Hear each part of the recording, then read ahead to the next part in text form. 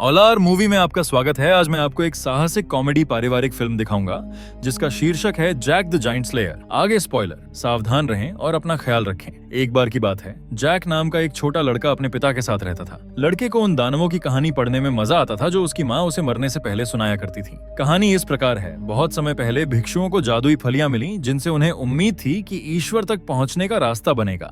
दुर्भाग्य से जब वे ऊपर आए तो उन्हें स्वर्ग और पृथ्वी के बीच कुछ और खड़ा मिला। वह जगह गंटुआ थी, भयंकर दानवों का घर। दानव पृथ्वी पर आए मानव जाति को चुराने और लूटने के लिए, लेकिन साथ ही मानव मांस का स्वाद भी लिया। यही कहानी इसाबेल और छोटी राजकुमारी को भी बहुत पसंद आती है। उसकी माँ उसे पढ़कर सुनाती है और पूछती है कि क्या वह दानव के नेता से नहीं डरती। दो सिर वाले लड़की ने मना कर दिया तो माँ आगे कहती है, भिक्षुओं ने दैत्यों पर शासन करने का तरीका खोजने के लिए वे अपने पिघले हुए दिलों से एक मुकुट तैयार करते हैं। राजा एरिक ने दैत्यों को उस मुकुट से गुलाम बना लिया और उन्हें वापस गंटुआ भेज दिया और उसे उनकी जेल बना दिया। उसने डंठल काट दिया और शांति उसकी भूमि पर लौट आई। उस समय के कुछ अवशेष बचे हैं जो राजा के साथ दफनाए गए थे और यह कहानी एक किंवदंती बन गई। जैसे ही जैक के पिता उसे बिस्तर पर लिटाते हैं, लड़का पूछता है कि क्या दैत्य वापस आएंगे। वह उसे बताता है कि राजा के संरक्षक कुलीन वंश से पैदा हुए हैं और उन्हें मार गिराएंगे। पिता उसे बताते हैं कि दैत्य असली नहीं है। इसाबेल की माँ लड़की को बताती है कि राजा एरिक एक तरह से असली थे। जब लड़की कहती है कि वह उनकी कब्र देख रही है तो वह उसके खून की है। उसकी माँ को एहसास होता है कि वह महल में घूम रही है, लेकिन वह परेशान नहीं है क्योंकि वह चाहती है कि अगर उसे एक दिन रानी बनना है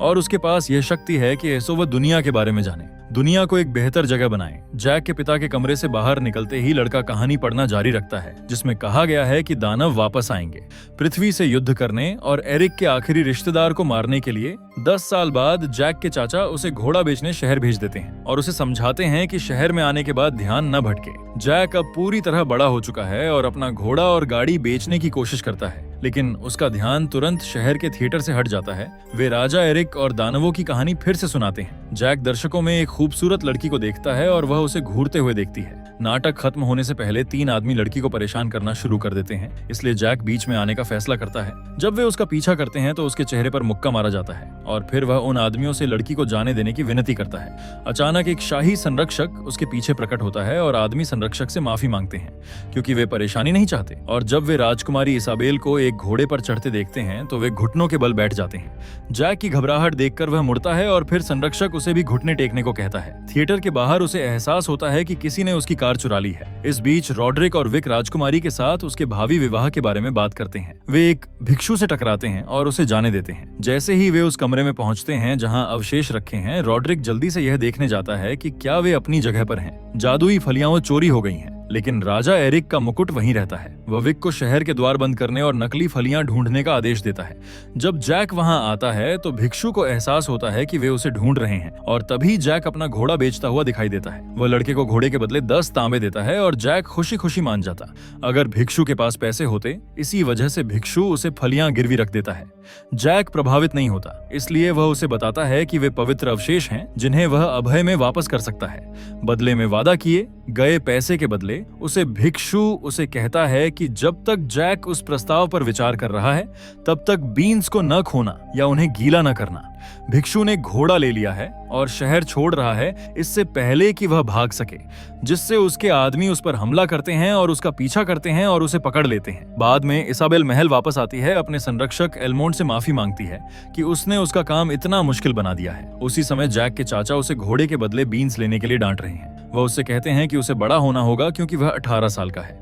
राजा उसी समय राजकुमारी को डांटते हैं कि वह महल से बिना संरक्षकों के भाग गई क्योंकि वह भविष्य की रानी है। वह पूछती है कि वह उसे शादी करने के लिए क्यों कह रहा है, जो उसकी उम्र से दोगुना है और जिसे वह रॉड्रिक की तरह प्यार नहीं करती। इसाबेल अपने पिता से कहती है कि वह नाजुक और असहाय प्राणी नहीं है और वह उसे बताता है कि वह उसकी माँ जैसी है। जैक के चाचा गुस्से में हैं और वह बीन्स फेंक देते हैं। मेज पर लिखा है कि उसे जैक के माता पिता की बची हुई संपत्ति बेचनी होगी। वह उससे ऐसा न करने की विनती करता है, लेकिन वह आदमी उसे जाने नहीं देता। इसाबेल अपने पिता से विनती करती है कि उसे राज्य में आजादी से घूमने दें, लेकिन वह उससे कहता है कि वह उसे उसकी माँ की तरह नहीं खोना चाहता। भले ही वह एक राजा के सामने अपना पक्ष रखती है, लेकिन वह अपना अंतिम वचन देता है कि वह रॉड्रिक से शादी करेगी और महल में रहेगी। इसाबेल निराश होकर चली जाती है, लेकिन उस रात वह फिर से अपने पिता की अवज्ञा करती है। उसी समय विग और रॉड्रिक भिक्षु से पूछताछ कर रहे होते हैं। वह कहता है कि उन्हें बीन्स वहीं छोड़ देनी चाहिए थी जहां उन्हें दफनाया गया था, क्योंकि वे काले जादू से बनी थीं। बीन्स को नियंत्रित नहीं किया जा सकता। रॉड्रिक उसे मार देता है। बाद में जैक अपने चाचा के बारे में चिंतित होता है जो तूफान में बाहर हैं। उसी समय राजकुमारी खो जाती है। जब वह जैक के घर की बत्तियां देखती है और उनका पीछा करती है, जैसे ही जैक बाहर जाने और अपने चाचा को ढूंढने की तैयारी करता है, राजकुमारी उसके दरवाजे पर दस्तक देती है। वह उसे अंदर बुलाता है और वे बातें करते हैं। घर के नीचे की जमीन पानी से भर जाती है। एक जादुई बीन्स के करीब पहुंचते हुए जैक और इजाबेल किताबों और रोमांच के बारे में बात करते हैं। वह उसे बताता है कि राजकुमारी के सम्मान में उसका बाजार में झगड़ा हो गया था। दोनों एक दूसरे को न पहचानने का नाटक करते हैं। जैक उससे पूछता है कि वह किससे भाग रही है। वह कहती है कि वह बस एक रोमांच की तलाश में है। जैक घुटनों के बल बैठकर इसे बनाता है कि वह जानता है कि वह कौन है। इसाबेल उसे खड़े होने के लिए कहती है और फिर धन्यवाद देती है कि उसने उसका बचाव किया। घर के नीचे सेम अंकुरित होना शुरू हो जाता है, लेकिन उनमें से दो अभी भी अनजान हैं। वह उसे दिग्गजों के बारे में अपनी पसंदीदा किताब देता है और उससे कहता है कि उसे उम्मीद है कि उसे वह मिल जाएगा जिसकी उसे तलाश है। अचानक घर हिलने लगता है और एक विशाल तना फर्श को चीरता हुआ आसमान की ओर उठता है। जैक बाहर फेंक दिया जाता है और इसाबेल फार्म हाउस में फंस जाती है। उठते हुए बीन के डंठल उसे उठा लेते हैं और जैक उस पर कूद जाता है ताकि वह इसाबेल की मदद कर सके। घर लगातार ऊंचा होता जाता है। जब जैक आखिरकार घर में वापस आता है और अंदर आने की कोशिश करता है, इसाबेल दरवाजा खोलती है और उसे लगभग धक्का दे देती है। वह उसका हाथ पकड़ लेता है, लेकिन फिर भी बीन के डंठल से नीचे गिर जाता है और अपनी माँ का कंगन अपने साथ ले जाता है। जैक सुरक्षित वापस नीचे पहुंचने में कामयाब हो जाता है, जमीन के तने के नीचे, लेकिन बेहोश हो जाता है। अगली सुबह राजा उसे जगाता है और उससे पूछता है कि उसके पास उसकी बेटी का कंगन क्यों है।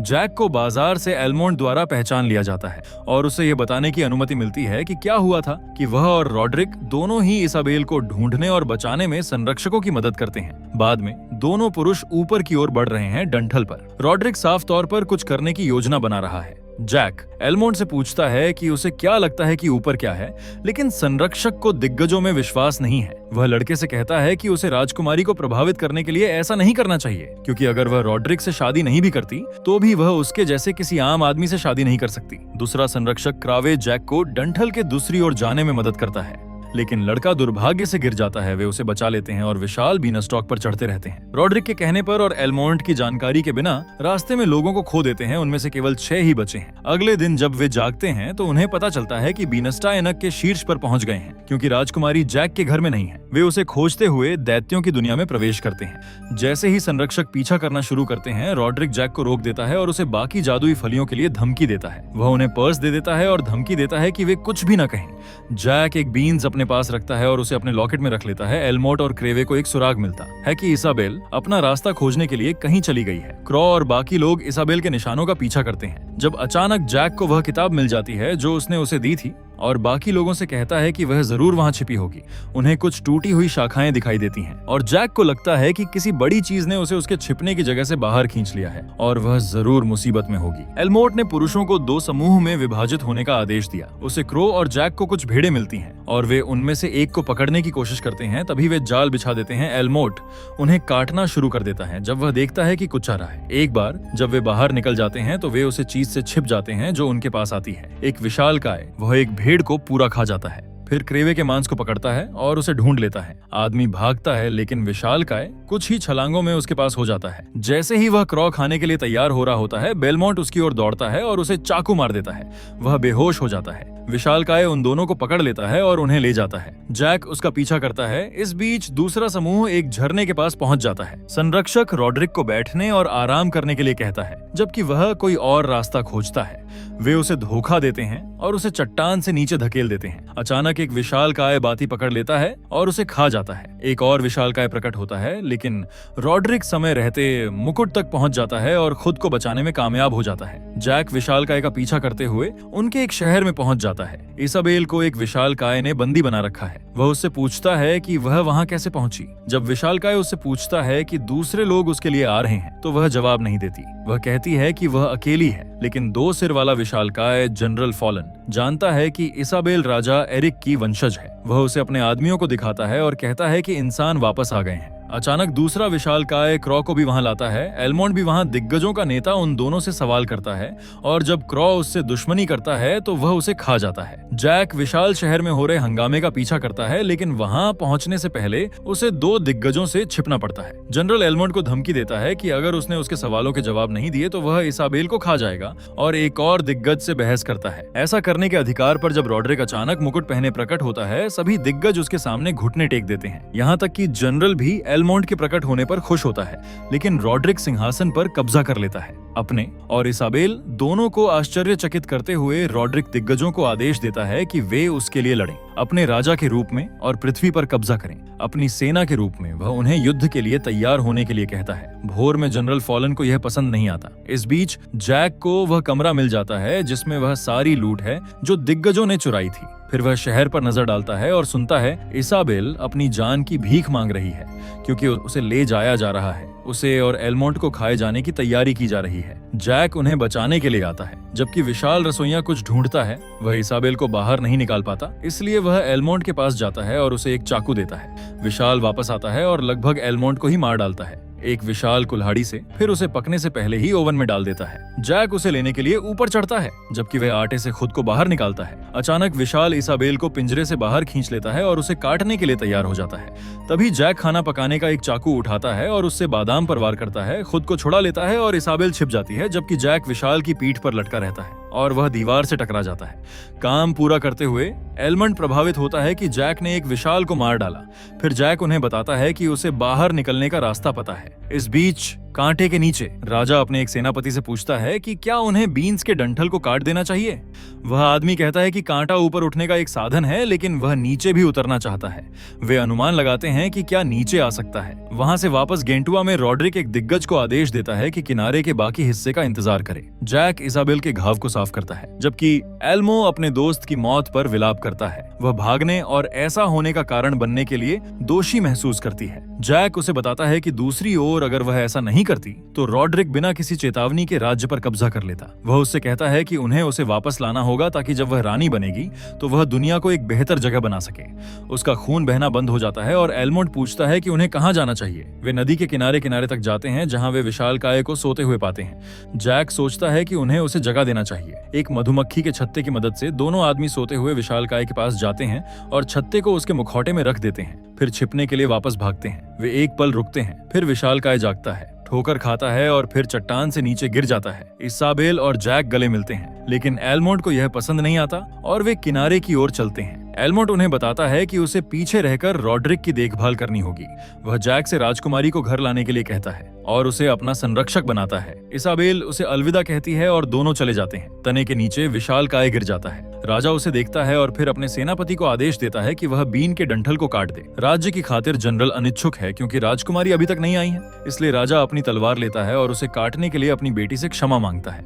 जब वह राजा का दृढ़ संकल्प देखता है तो जनरल अपने आदमियों को कांटे को काटने का आदेश देता है। उसी समय जैक और इसाबेल कांटे से नीचे उतरते हैं और अपने शहर को उसके नीचे देखते हैं। वे चूमते हैं। फिर आश्चर्य होता है कि कांटे के नीचे वाले लोग क्या कर रहे हैं। कांटे को काटने का अभियान गंभीरता से चल रहा है। इस बीच गंटुआ में बादाम किनारे पर रॉड्रिक का इंतजार कर रहा है। उसे एक विशालकाय व्यक्ति ने जगा दिया है। रॉड्रिक सेना पहुंचती है और किनारे पर जाता है, जब अचानक एलमोंड उस पर हमला करता है और वह बाकी कांटे गिरा देता है। वे प्रवेश गुफा के अंदर गिर जाते हैं और संघर्ष करते हुए रॉड्रिक दिग्गजों से मदद मांगता है। इसलिए जनरल फॉलन अपने आदमियों से उसे खोदने के लिए कहता है। रॉड्रिक और एलमोंड लड़ते हैं और रॉड्रिक जब एलमोंड उसकी तलवार छीनकर उसे घायल करने में कामयाब हो जाता है तब वह ऊपर आ जाता है, लेकिन रॉड्रिक उसे लगभग किनारे से धकेल देता है और एलमोंड अपना चाकू पकड़ लेता है और उसे चाकू मार देता है। दिग्गज पत्थर में एक छेद खोदते हैं, लेकिन रॉड्रिक तक पहुंचने में कामयाब नहीं होते। उसके मरने से पहले वे जो कर पाते हैं वह ये है कि मुकुट ले लेते हैं जनरल फॉलन, उसे एक अंगूठी की तरह पहन लेते हैं और दिग्गजों के राजा बन जाते हैं। वापस डंठल के नीचे आदमी उसका एक हिस्सा काटने में कामयाब हो जाते हैं। जब वह हिलने और फटने लगता है, इसाबेल और जैक उसे ऊपर महसूस कर सकते हैं। तने का विशाल द्रव्यमान उसके पैर में मौजूद आदमी पर गिरने लगता है। जैक इसाबेल को बादाम पर लटकने के लिए कहता है। तने के पूरी तरह से गिरने से पहले वह डंठल के ऊपर कूद जाता है और जनरल फॉलन उसे जाते हुए देखते हैं। जैक और इजाबेल स्टॉक पर सवार होते हैं और वह उसके एक तने को रस्सी की तरह इस्तेमाल करके उससे दूर झूलता है। बाकी स्टॉक जिस पर एलमोंड सवार है लगभग महल तक पहुंच जाता है और उसका एक हिस्सा नष्ट कर देता है। राजा को बहुत बुरा लगता है क्योंकि उसे लगता है कि उसने अपनी बेटी को खो दिया है। अचानक उसका जनरल आता है और उसे अपने पास लाता है। इसाबेल उसे रॉड्रिक के बारे में बताती है और वह माफी मांगता है। जैक चला जाता है और जब इसाबेल उसके बारे में पूछती है तो राजा उसके पीछे जाता है। वह जैक को इनाम देता है और कहता है कि एक पिता होने के नाते वह उसे पर्याप्त इनाम नहीं दे सकता। इसाबेल कवच पहनकर बाहर आती है और जब वे अलविदा कहते हैं तो वह उसे एक किताब देता है जो उसे याद रखने के लिए वह अपने पिता के साथ महल जाती है। उसी समय जनरल फॉलन को बाकी जादुई फलियां मिल जाती हैं। वह उन्हें पानी में फेंक देता है और वे तुरंत अंकुरित हो जाती हैं। जनरल फॉलन अपने आदमियों को तैयार करता है क्योंकि फलियां उनकी जमीन के बिल्कुल किनारे पर उगने लगती हैं। दिग्गज चढ़ना शुरू कर देते हैं और डंठलों को पूरी तरह से विकसित होने से पहले ही नीचे धकेल देते हैं। जनरल फॉलन भी धरती पर कूद पड़ते हैं। जैक को अपना घोड़ा मिल जाता है और वह दिग्गजों को नीचे आते हुए देखता है। फिर वह राजा को सूचित करने के लिए घोड़े पर सवार होता है। कुछ ही देर बाद दिग्गज आ जाते हैं। जैक एक भिक्षु से कहता है अलार्म बजा, और जैसे ही वह राजा और इसाबेल के पास पहुंचता है उन्हें दिग्गजों के बारे में बताता है। वे देखते हैं दिग्गज उसके पीछे हैं। सभी लोग शहर की ओर जल्दी से वापस जाते हैं। दिग्गज उन्हें पकड़कर मार डालते हैं। राजा के आदमियों को जनरल फॉलन राजा के पीछे जाता है, लेकिन पहले बीनस्टॉक से उनकी गति धीमी हो जाती है। बादाम शहर में सेना तैयार करता है। धनुर्धारियों से लेकर गर्म तेल तक दिग्गज जैक के पीछे पड़े हैं और बादाम उनके शहर में आने का इंतजार करता है। तेल जलाने के लिए राजा शहर में प्रवेश करता है और वह ऊपर चढ़ जाता है। जैक के चढ़ने से पहले ही ड्रॉब्रिज पर वह कूद जाता है, लेकिन जनरल फॉलन भी कूद जाते हैं। बादाम उसे पुल से नीचे धकेल देता है और वह तेल में जल जाता है। अन्य दिग्गज शहर में घुसने की तैयारी करते हैं, लेकिन फॉलन पानी के नीचे बच जाता है। बादाम जैक और इजाबेल से फिर मिलता है। वह राजा को बताता है कि दिग्गजों के पास मुकुट है और वे अचानक एक घंटी शहर में फेंक देते हैं, फिर ड्रॉब्रिज पर हुक लगा देते हैं। राजा इसाबेल को अपने कक्षों में जाने और एक प्रकाश स्तंभ जलाने के लिए कहता है ताकि दूसरे राज्यों को चेतावनी दी जा सके। वह जैक से कहता है कि वह उसकी देखभाल करे। एलमोंट और बाकी लोग ड्रॉब्रिज पर कब्जा करने में कामयाब रहे। इसाबेल जैक को एक छोटे रास्ते से ले जाती है, शाही कब्रिस्तानों से होते हुए, और वे राजा एरिक की कब्र के पास से गुजरते हैं। वे शाही कक्ष में पहुंचते हैं जब उन्हें जमीन के नीचे कुछ आवाज सुनाई देती है। जनरल फॉलन उसे धकेलता है और वे भाग जाते हैं। सेना दिग्गजों को रोकने की कोशिश करती रहती है, लेकिन वे लगातार उनकी संख्या कम करते रहते हैं। वे शहर में जलते हुए 3 सैनिक फेंकते हैं। मानव दिग्गजों पर भालों से हमला करते हैं और आखिरकार लड़ाई में कुछ प्रगति करते हैं, लेकिन दिग्गज जवाबी हमला करते हैं और उनके हथियार नष्ट कर देते हैं। फॉलन राजकुमारी को सूंघ सकता है क्योंकि वह और जैक राजा के वस्त्र में छिप जाते हैं। वह उन्हें ढूंढ लेता है और वे भाग जाते हैं। एक तंग सीढ़ी से ऊपर जाते हुए फॉलन उन तक पहुंचने के लिए एक दीवार तोड़ देता है और इसाबेल को पकड़ लेता है। फिर जैक को भी पकड़ लेता है जब वह उसे मारने की कोशिश करता है, जबकि दिग्गज उसे निगलने ही वाला होता है। जैक छेद में वह बची हुई जादुई बीन्स निकालता है और उसे अपने मुंह में डाल लेता है। बीन्स उसके पेट में अंकुरित होने लगते हैं और उसके अंदर से निकल आते हैं, जिससे उसकी मौत हो जाती है और महल तबाह हो जाता है। उसका मुकुट वाला हाथ जैक के बगल में गिर जाता है। इस बीच बाकी दैत्य ड्रॉब्रिज को नीचे खींच लेते हैं ताकि इंसान शहर के दरवाजे बंद कर दें। लोग दैत्यों के आने की तैयारी करते हैं और उनके अंदर घुसने का इंतजार करते हैं। अचानक वे बीन्स के डंठल को महल को तोड़ते हुए देखते हैं और दैत्य अपने हथियार छोड़ देते हैं और फिर मानव सेना के सामने घुटने टेक देते हैं। जैक मुकुट पहने हुए प्रकट होता है और इसाबेल उसका हाथ थाम लेती है। काफी देर बाद जैक अपने बच्चों को कहानी का अंत पढ़ रहा होता है, जहां दैत्यों को उनकी जमीन पर वापस जाने के लिए मजबूर किया गया था, और राजकुमारी अपने खेत के लड़के राजकुमार के साथ बच्चे मुकुट के बारे में पूछते हैं। चिंतित होते हैं कि दैत्य वापस आ जाएंगे, लेकिन वह उन्हें बताता है कि यह एक सुरक्षित जगह पर है और इसाबेल उनके साथ आ जाती है। जैक उन्हें बताता है दिग्गजों की कहानी फिर से, जैसे कि ताज का पुनर्निर्माण देखा जा रहा है। जैसा कि शाही राज्य का ताज आज दिखता है, मुकुट को वर्तमान समय में देखा जा रहा है। जैसे एक गाइड कुछ छात्रों को इसके बारे में बता रहा है। जिस सुरक्षित स्थान पर इसे रखा गया है वह है वेस्टमिंस्टर एब्बे, और लंदन सुनिश्चित करें कि आप सदस्यता लें और सूचनाएं के चालू करें ताकि आप और भी ऐसे वीडियो देख सकें। देखने के लिए धन्यवाद।